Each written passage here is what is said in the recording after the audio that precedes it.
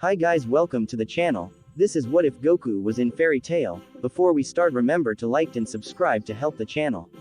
Also check the description for the creator of the fanfic. Chapter 27. Welcoming the Rains back at the guild. So what, you just had a fully cooked meal appear in front of you? Like, it just showed up? Mira asked, staring at the half-naked mage skeptically. Yeah, Gray replied, his voice muffled by the well-prepared food in his mouth. He was holding up the mystery lunchbox up for inspection. It was simple brown one, normal and set off no alarm bells. On the inside however, the food is arranged to look like you face. It was actually a pretty good likeness.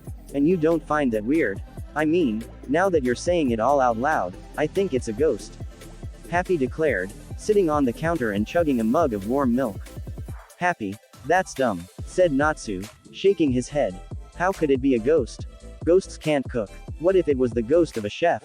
That's, Natsu rubbed his chin thoughtfully. Why would a ghost chef be following ice for brains around? Maybe it's an ice cream chef. Then why isn't he getting ice cream? It's not a ghost, said Gray, rolling his eyes. That would be stupid. I don't know, Gray. Mira replied, grinning. Is it really? There's a mage in Fairy Tail who literally summons ghosts from around Magnolia, you know, Chico. Maybe it is a ghost. Mira, stop. You're just feeding the flaming idiots fuel. Oh. Happy jumped up to his feet and started waving his paws around. I think I know what it is. The cat was jumping around with such excitement that he knocked over his now empty glass of milk. And what's that? Mira asked, smiling indulgently as she caught Happy's glass before it hit the floor. Gray, I bet it's your old master. Gray choked. Mira reached over and patted him on the back. You mean she asked. This was probably going to be in bad taste, but she couldn't deny that she was curious to see where the cat was going with this. That's even dumber than ghosts. Gray declared, glaring at the cat as he coughed. No really, you said she turned into living ice, then melted and drained out into the sea. Yeah, and you said whenever you find one of these lunches, everything around them is wet. Yes, I bet her water is following you around and watching over you from beyond the grave. Mira cooed. That's kind of sweet. Gray paled, swallowing hard. Like I said, that's dumb.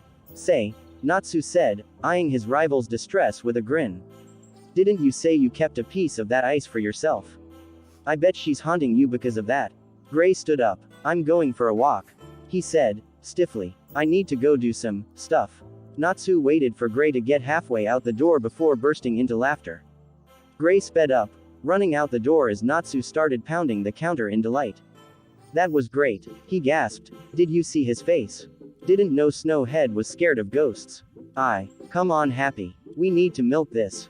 Natsu grabbed the cat and ran off, waving goodbye to Mira. Mira waved and gathered up the dishes. Reconstruction for the Guildhall had been going well. Fairy Tail had always had a good relationship with the local construction companies due to all the business they generated. They had been quick to offer a good deal on building materials and all the able-bodied fairies had pitched in. So far they had all the basic amenities up and working except for the plumbing. Things were looking good now the phantom storm had passed. While she worked, Mira couldn't help but eye the lunchbox Gray had left behind. It seemed like Gray finally had a fan. It was bound to happen eventually. Being a powerful mage in a prominent guild always led to at least a little fame.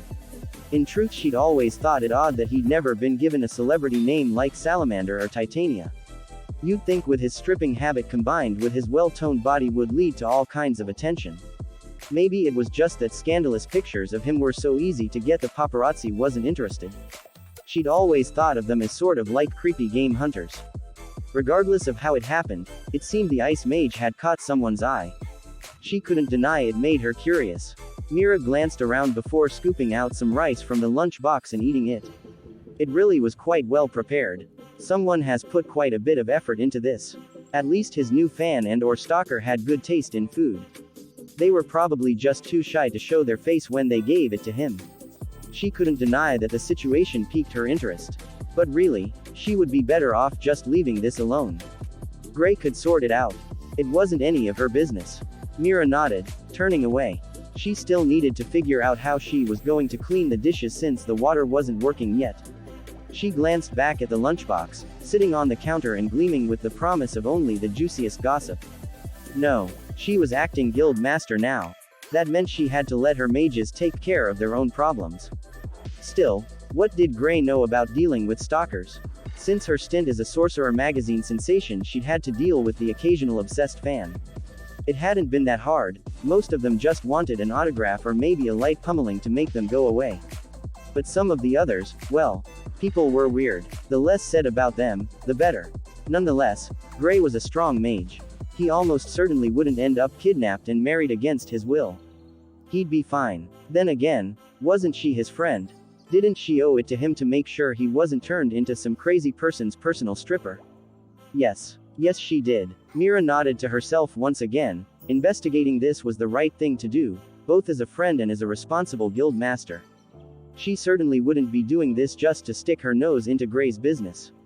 That settled it. Detective Mira was on the case. Juvia was so happy. Juvia was walking on air. Juvia was skipping on sunshine. Juvia was basking in the warm glow of destiny. Juvia was in love. Juvia sighed, almost literally melting into a puddle of Twitter-pated goo. But just managed to stop herself. Taking a deep breath to steady herself, she let herself into her temporary apartment and closed the door behind her. Yo Juvia, you're lookin' pleased. Oh, hello Sue. Juvia waved to her fellow ex-phantom, who was lounging on a threadbare couch. Across from her, Bose was strumming a guitar, filling the cheap apartment with the sound of music. He nodded towards Juvia when she entered, but quickly turned back to his instrument. After the Phantoms had lost the guild war, Rune Knights had rounded up many of the rank-and-file members. While Jose had been sentenced to prison as the real warmonger behind it all, many of the Phantom mages were facing other charges without their guild master using his influence to cover them.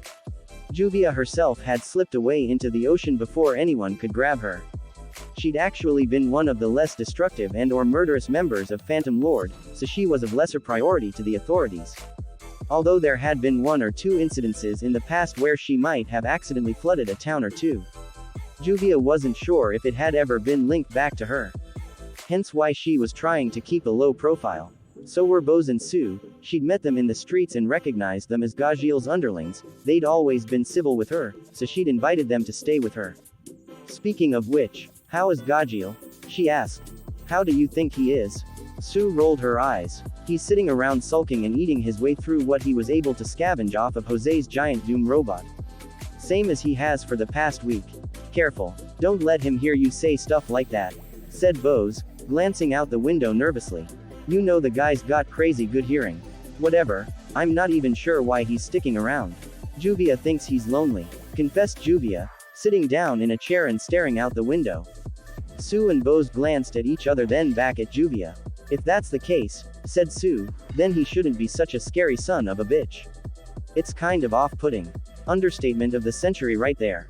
Bose muttered. Gajil isn't scary. He's always been perfectly friendly to Juvia. Juvia protested. Yeah, well Juvia also happens to be stab-proof. Juvia is sure Gajil wouldn't stab somebody without a good reason.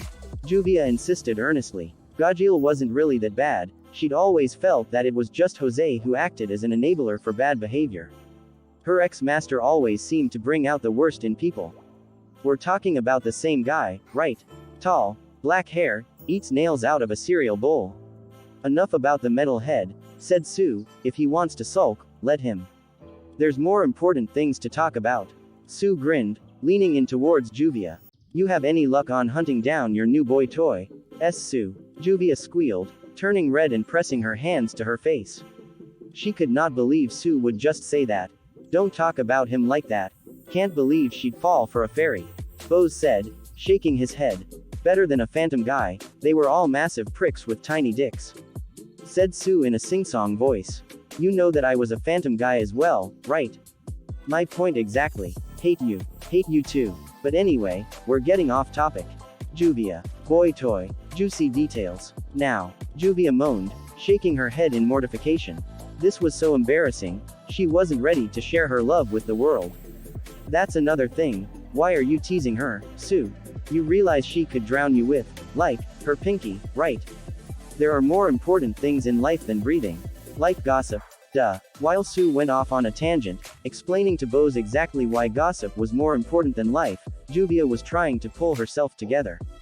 But it was so hard. Just the thought of him made her weak at the knees. He was so strong, So handsome, and even after everything her guild had done to his guild, done to his friends, he had still spared her life. Then adding in what her had done for her, the gift he had given her. Juvia couldn't help herself. She swooned so hard she passed out. And, she's fainted again. Bose commented, eyeing the prone water mage. Seriously, that can't be normal. Was she always like this? Did nobody notice? Actually, I think they were too scared of her or what Gajil would do to them if they mouthed off about her. I'm just saying, it's really frickin' weird.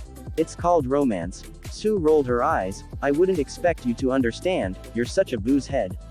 Oh, look at you, adding stuff to my name to try to make it an insult. I can do it too, you know. You're Sue, ch a bitch. See, easy. As they bickered, Juvia regained consciousness. She sighed deeply, not bothering to get up. Juvia had fainted again. How would she ever be able to approach him if Juvia passed out at the mere thought of him? Juvia stared at the ceiling. It was a dull color, white with splotches of gray here and there. She felt a connection with this patch of ceiling. The gray gloom of her reign had been blown away, leaving only patches. She now had the chance to fill that empty space with a flood, no, not a good word, a rainbow of color, joy, and love. But it was hard. She had been gloomy for so long, much like this ceiling had been a dull white for so long. She didn't know where to start. Did she seek the yellow brightness of friendship, the red passion of love, or the shy blue of distant admiration? How could she possibly paint all of the... Wait, what time was it? Juvia glanced at the tiny clock on the wall, and dear lord, it was almost noon. She didn't have time to bare her heart to the ceiling, she had to hurry and make his lunch for him. Shooting to her feet, Juvia rushed into the kitchen. Opening a cabinet, she pulled out one of the dozens of lunchboxes she'd bought to give to him.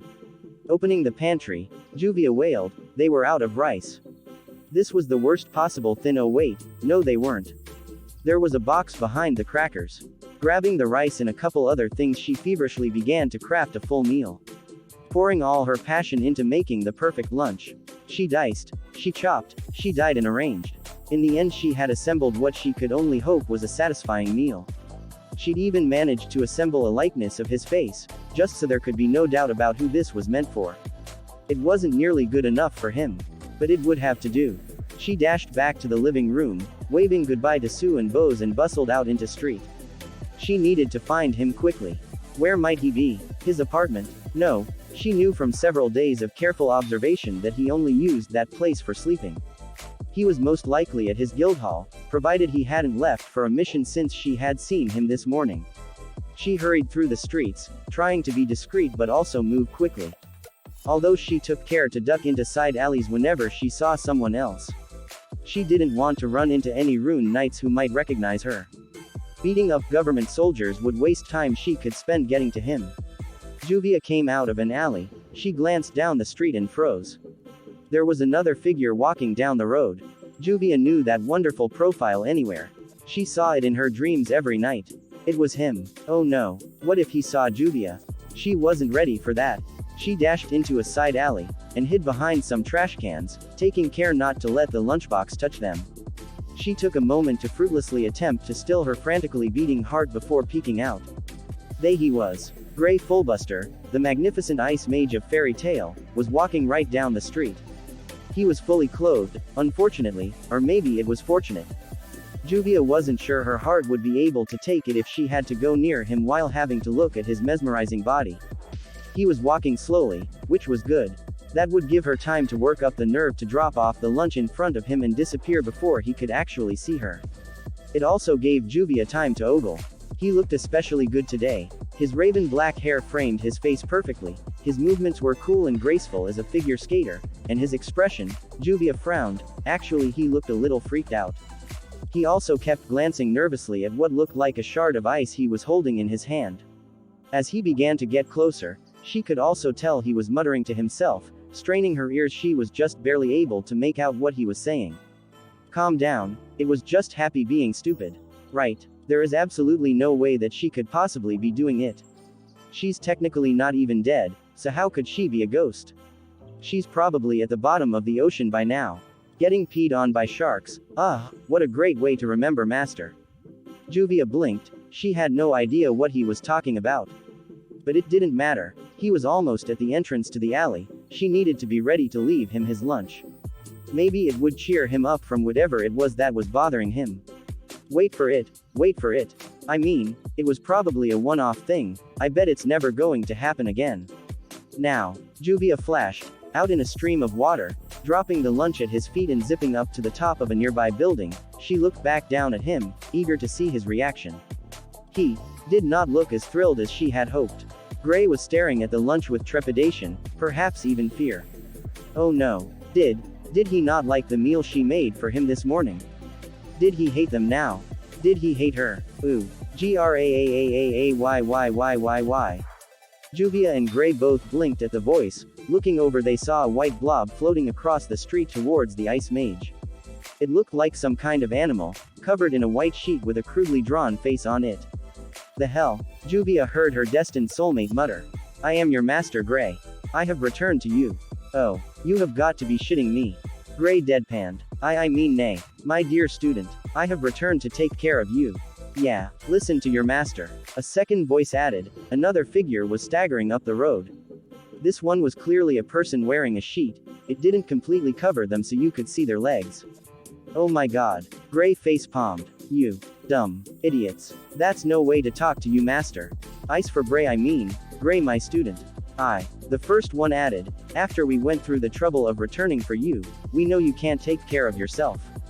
Okay. Gray's voice was like that of a clerk looking at an unexpected stack of paperwork, as though he wasn't quite sure if he should just accept the situation or start getting angry. If you're really then why are there two of you? The ghosts glanced at each other, then the flying one landed on top of the person, spreading its sheet out over the second one. We don't know what you are talking about, Gray. There is only one of us.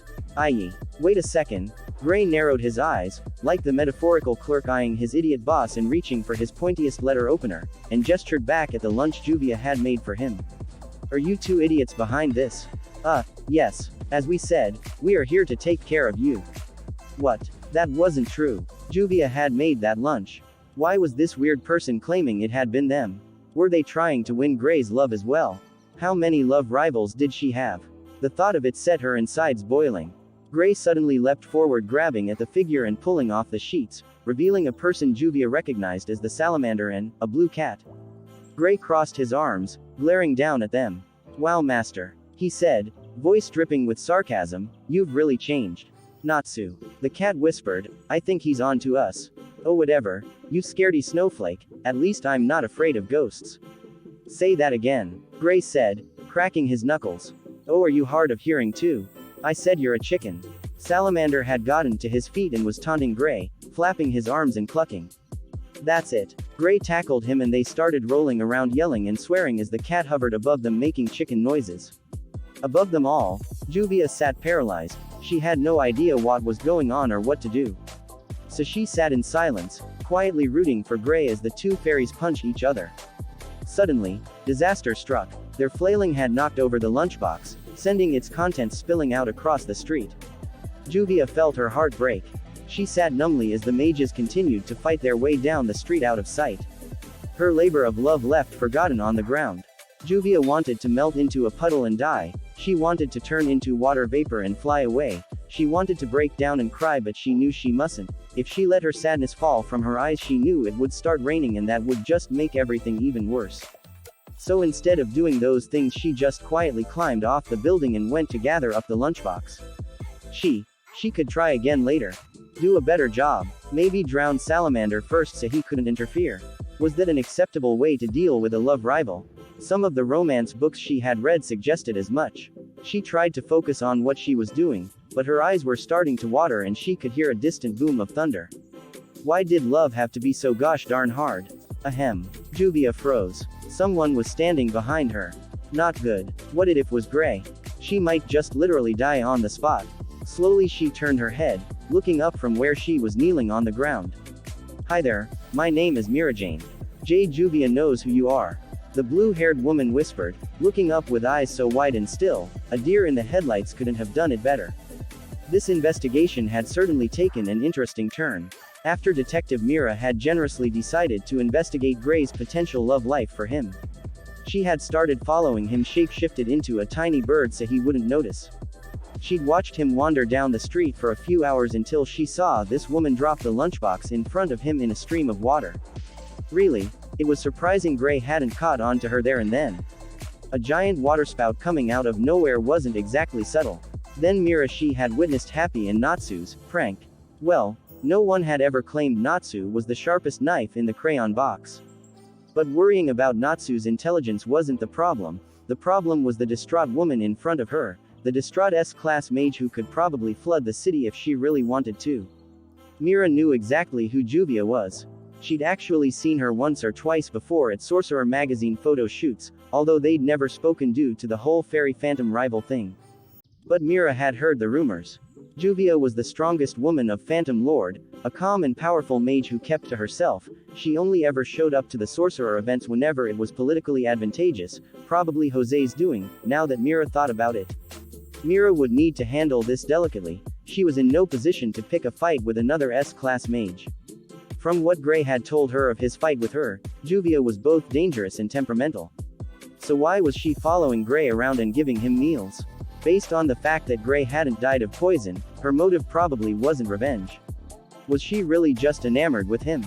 That was what Myra's gut was telling her, but still, those questions could wait.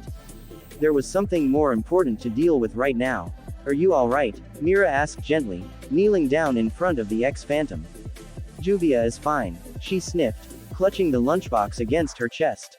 And even if she wasn't, why would you care? Juvia was an enemy of your guild not even a week ago. A fair question. Well, I was passing through the area and saw you. I couldn't help but think you looked awfully sad. At this Juvia tensed, as though she was expecting Mira to attack her.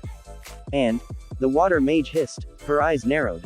And if it was me sitting in the middle of the road about to cry my eyes out, I know I would want someone to try to help me. Juvia blinked, her brow furrowing.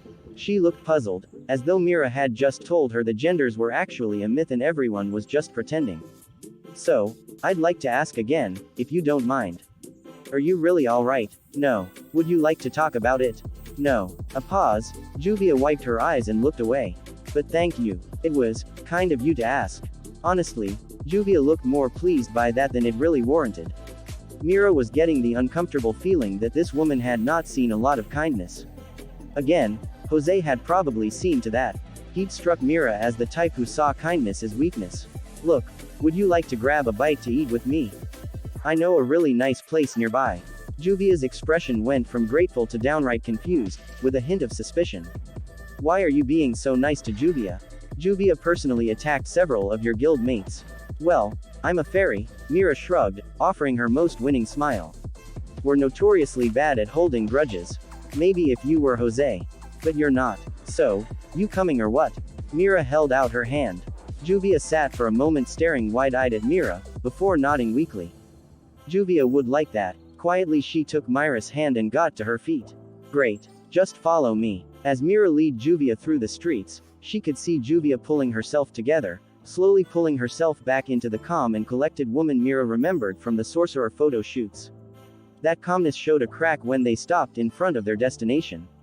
Juvia looked at Mira incredulously. This is where you want to eat? She asked. Yep. This is your guild hall, is it? Mira asked innocently. Oh, so it is. Well, I've heard the food is pretty good here, which may or may not be because I make it. Plus, if you turn violent, I'll have plenty of backup. Juvia does not think she would be very welcome here. Well, I'm acting guild master while Master Makarov is indisposed and I'm personally inviting you in. There were perks to being in charge after all. Juvia still looked unsure. Mira didn't blame her, but Mira wouldn't get to the bottom of all this if she let Juvia's doubt get in the way. Well, come on. You've already come this far, might as well go the rest of the way. Juvia nodded though didn't move. Mira rolled her eyes and grabbed the water mage's hand, pulling her through the doors before she had a chance to resist. Mira nodded to some of her guild mates, but made a quick beeline for the bar. She gently manhandled the water mage onto one of the stools and slipped behind the counter. So what can I get you? She asked brightly, trying not to giggle at the bemused expression on Juvia's face. A sorcerer sandwich. A spellcaster's salad. A Molotov milkshake. Natsu loves those. Although personally, I would not recommend it unless you like the taste of napalm. Juvia isn't hungry. Well, if we aren't going to eat then let's talk. Juvia already said she doesn't want to talk about it. That's fine. We can talk about something different. I'm curious, why are you still in Magnolia? You're an S-class level mage, I'm sure you could get into any guild you wanted anywhere in Fury. Juvia supposes that is true, but wishes to remain here because there is something that has caught her interest. This something wouldn't happen to be 6 feet tall, have black hair, and strip naked at the drop of a hat. Would it? What? Juvia's spluttering was as good as a confession, her face turning red was as good as blood on the water mage for Mira the gossip shark. You know, I actually have that lunchbox you gave him this morning. You really did make a good likeness of his face, very impressive. Mira grinned. Juvia looked so mortified, that Mira actually felt a little bit guilty. He thought it was delicious by the way. Juvia's face went from embarrassed to sparkling-eyed joy so fast, Mira felt like she'd gotten whiplash from just watching it. Well, so Juvia truly was enamored with Gray. There was no way Juvia had been faking those expressions of emotions, nobody was that good an actor. Ooh, it was just like a soap opera. Mira giggled internally, she couldn't help herself. This was just too good an opportunity for her. But what should I actually do about this? The more rational side of Mira chimed in. The simple fact was that Juvia was dangerous. A powerful mage and former enemy, could Mira really allow her to run around free? Then again, Mira couldn't really bring herself to believe that Juvia meant any harm. Plus, even if she did, Gray had beaten her once, so that meant that Fairy Tail could handle it if Juvia attacked them. Yes. Mira nodded to herself in satisfaction. The decision she was about to make was certainly being motivated by her desire for the welfare of her guild and guild mates. Certainly not by any petty desire for entertaining drama. Juvia. Why yes. How would you like to join Fairy Tail? Juvia just stared at her blankly. Did you not hear me? No, Juvia did. She just thinks she must have misheard. She could swear that you just asked Juvia to join Fairy Tail. That would be because I did just ask Juvia to join Fairy Tail. Juvia just continued to stare. Mira could practically hear the gears wildly churning in the water mage's head. Juvia is so confused. Juvia moaned, placing her face against the counter and groaning. So is that a no?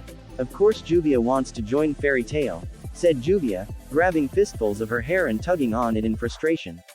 Juvia has been watching and seen how you and the other fairies treat each other. It is so different from Phantom Lord, of course she wants that for herself. She just doesn't understand why you are being so nice. Explain it to her. Fairy Tail believes in giving people second chances, Juvia. All you've got to do is give us a chance. Is it really that simple? Mira nodded. Then, yes, Juvia would love to join. Fantastic. Mira beamed. I'll need to find the guild stamp, but once I do, you can use it immediately. Mira glanced around, her eyes alighting on the sink, more specifically the mountainous stack of dirty dishes. Hey Juvia, yes. While I'm finding the stamp, do you think you could clean those dishes? We don't actually have running water. Juvia would be happy to. The water mage practically leapt over to counter the sink, sending a wave of boiling water over the dishes and humming to herself while she worked. Mira nodded to herself, and left to find the errant stamp. It was probably hidden in some silly place, so she'd have to look for it. Personally, she thought she'd handled this whole situation quite well. Not only had she managed to recruit a new S-class mage into Fairy Tail, she had also managed to solve the problem of running water until they had the plumbing fixed. But those weren't the most important things. Mira had seen how Juvia looked at Gray earlier. The woman had been watching Gray chat with what had to be the single most love-struck look Mira had ever seen. Juvia had it bad for the ice mage. There was a story there. First, she was going to find out the juicy details. 4 months after Levi and Goku began training together, Jet and Droy marched down the forest path, a pair of men on a mission. The fact that they were barely in their teens never crossed their minds as they continued their trek side by side. Things had gone on this way for far too long and they could be allowed to continue no longer. This was a matter of life and death now, their love and their pride was on the line. They were together again. For the 12th day straight that little monkey boy had snatched their brilliant idol out of her chair and away from her precious books to make her train and work out. Their beautiful, delicate flower was being made to do actual physical work. Such a thing was so far beneath her, and yet she allowed herself to go along with it. She was just so kind that she simply could not say no, the idiotic savage. Her mercy for the young beast was clear, she couldn't bring herself to say no to someone so clearly beneath her level.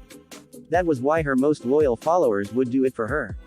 When Jet and Droy found the pair, Levi was launching a series of basic punches at Goku.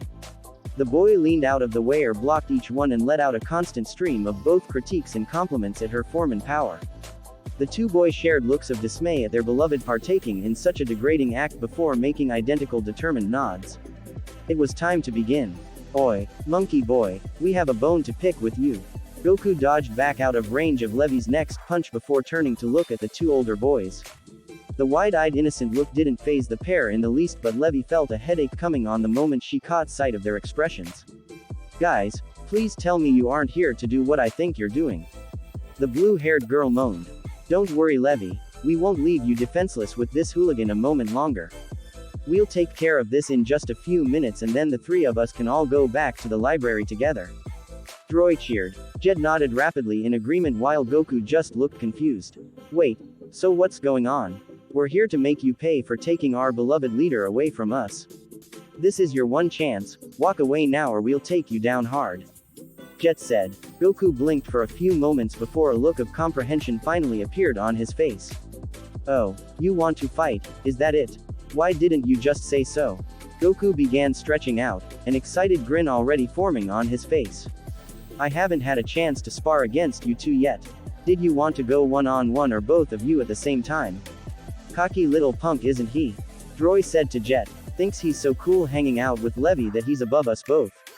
Levi sighed and pinched the bridge of her nose. Guys, I promise you both that it is nothing at all like that. He's just helping me get in shape, that's all. You don't need to worry about hiding your true feelings from us Levi. We know how agonizing it must be for you to work for him. Just hang on for a few moments and everything will be okay again. Well I tried. Goku, if you hurt them too badly I'm not going to train with you anymore, got that? You have to play nice. Well, okay, I can let Natsu know that you're done then I guess. What? Natsu said he was looking for some new people to spar with. He said that since you've been training with me that he can use you as a stepping stone to beat me but I said to wait for us to finishing training together. I figured you probably wouldn't want to fight him now. But if we aren't going to train together anymore then I'll let you know that you're ready. Goku are you blackmailing me? What? But I don't have any envelopes, yeah should have known better. Levi deadpanned. You just honestly think I would enjoy that? You know what, you guys can all out if you want. Go completely nuts. Goku, I think I am ready to stop training today, so I will see you tomorrow. Jet, Droy, I'll make sure to send you guys some flowers in the hospital. I'm going home. With their beloved out of harm's way, it was time for the two heroes to take on the foul beast that had been plaguing her. Droy was the first to take action. Goku watched in amazement as all of the grass around him began to grow, wrapping itself up around his body and twisting around his limbs. Oh hey, that's pretty cool. What else can you do? Droy merely chuckled in response and closed his hand into a fist. And then the plants began to squeeze. So, is it my turn now or something? Did you finish your move? Oh, if you're trying to charge up an attack it can help if you yell. Yelling is good for a person trying to focus their energy. Droy watched in shock as the boy casually withstood enough force to leave a full-grown man withering in pain. Wah what? Here, watch. Ha! A short yell was all Goku needed to vaporize the plants containing him entirely before darting forward and knocking Droy straight across the clearing. Droy, you okay over there buddy? Jet asked. A weak moan of confirmation was all he needed to turn his attention over towards the monkey boy. Alright, I'll admit that you're pretty good taking him out like that. But it's over now, there is no way you can keep up with my speed. Jet disappeared in a rush of air, reappearing directly behind Goku to land a brutal downward chop to the top of his head the same way that one might swing an axe. The effect of the blow was similar to what an axe would have done as well. Aagh. Jet cried out in pain. He jumped back, waving his hand around frantically, blowing on it in an attempt to ease the pain. Now see, that was a little better. Goku lectured. But you have to yell either before or during your attack, it doesn't really do you much good afterwards. With a quick hop Goku zipped up behind Jet and chopped him across the back of the neck. The boy collapsed on his face and Goku let out a sigh. Well, that was a shorter fight than usual. Levi left too, so I guess training is done for the day. I wonder what Urza is up to. With that Goku dawdled off, leaving the two boys to suffer their injuries alone. The heroes beaten, the monster triumphant, and the princess wandered off, truly not the way a fairy tale was supposed to go. Thanks for listening. If you want the next part of this video, be sure to like, subscribe and comment and hit that bell notification. See you next time.